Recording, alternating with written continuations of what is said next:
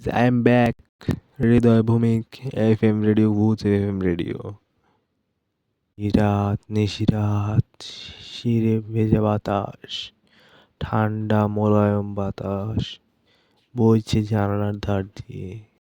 ওই রুমে একটি মেয়ে থাকে, খুবই সুন্দরী।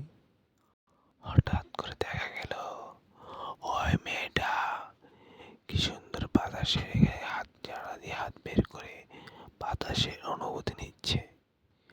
আর দারুণ একটা মিষ্টি ফ্রেশ সুঘ্রাণ বের হয়ে এলো। মেয়েটা হাতকে ভিতরে ঢুকিয়ে জানালার পর্দাটা টেনে দিল। হঠাৎ শুরু হলো ভয়ঙ্কর বৃষ্টি আর তুফান মতো বেগে হাওয়া বইল।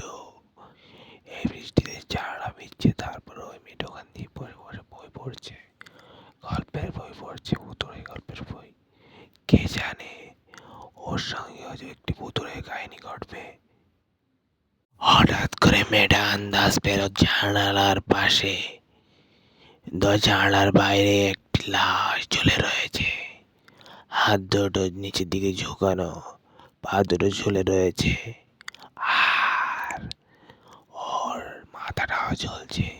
একটা কুজা বুড়ির মতো একটা লাশ, আর হাতগুলো ঝুলছে আর ডুলছে জলের মতো হাওয়ার বাতাসে, পাগুলোও ডুলছে। হঠাৎ করে ওই মেয়ের জানালা দরজা আটকাবে এমন সময় অনেকগুলো পিশাচিনী ডাইনি এসে, ভূত প্রেত আসে, পেতনিরা এসে ওই লাশটাকে ছিঁড়ে ছিঁড়ে খেতে শুরু করলো।